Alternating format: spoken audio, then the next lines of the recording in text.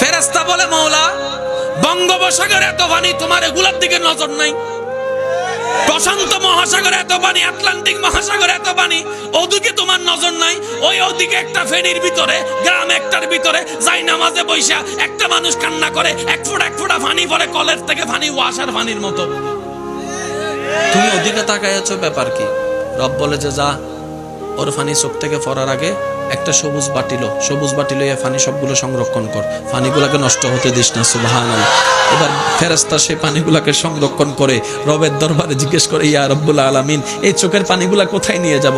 রব্বে করিম বলে, জান্নাতের মধ্যে নিয়ে রাখে যাও, জান্নাতের মধ্যে গিয়ে রেখে দাও, জান্নাতের মধ্যে গিয়ে রেখে যাও। যেদিন আপনি জান্নাতে যাবেন সেদিন আপনার চোখের পানিটা আপনাকে ফেরত দেওয়া হবে। আপনি অবাক হয়ে বলবেন, আমি বন্ধুর জন্য কান্না করেছি, কারো কোনো মনে নাই, বান্ধবীর জন্য কান্না করেছি, সেটা কখনো স্মরণ রাখা হয় নাই, আমি এত গণজন করেছি কান্না, কেউ তো আমার স্মরণ রাখে নাই। মওলা তোমার জন্য জীবনে এক দুইবার কান্না করেছি, সেই পানিটাও তুমি সংরক্ষণ করে রেখে দিয়েছো।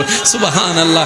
রব্বে করিম বলে, বান্দারে তুই এটা আমার নবীর প্রেম নিয়ে আমার ভয়ে তুই কান্না করেছিস, এই পানি পিতা যেতে দিব না। কেমন পাওয়ার জানিস রে বান্দা?